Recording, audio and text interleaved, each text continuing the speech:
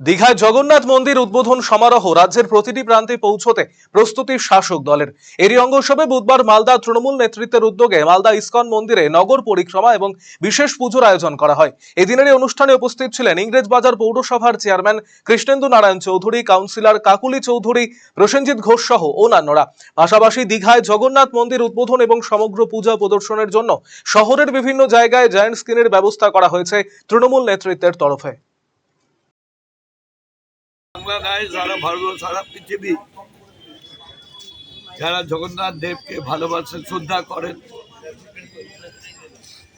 তাদের আজকে পূর্ণদিন। কারণ জগন্নাথ দেবের আরেকটা মন্দির স্থাপন হয়েছে দীঘাতে। মাননীয় মুখ্যমন্ত্রী এই মন্দিরটা তিনি স্থাপন করলেন এবং আজকে তার দ্বারোদ্ঘাটন হবে।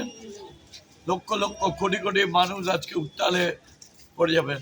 মালদায়ও আমরা এই মন্দিরটিকে, যেখানে জগন্নাথ দেব, সুভদ্রা, বলরাম সবারই নিয়ে আমরা একটা ছোট্ট নগর কীর্তন করে আমরা রায়গঞ্জবাসীদের জন্য সুখবর। যারা দীর্ঘদিন ধরে পেটের সমস্যায় ভুগছেন তাদের জন্য রায়গঞ্জ দিশারিতে আসছেন ব্যাঙ্গালোরের প্রখ্যাত গ্যাস্ট্রোএন্টারোলজিস্ট ডাক্তার ইরশাদ আলী, HMD, DNB। এখন থেকে প্রতি মাসে নির্দিষ্ট দিনে ডাক্তারবাবুকে দেখাতে আজই যোগাযোগ করুন দিশারি হেলথ কেয়ার, উকিলপাড়া, রায়গঞ্জ শাখায়।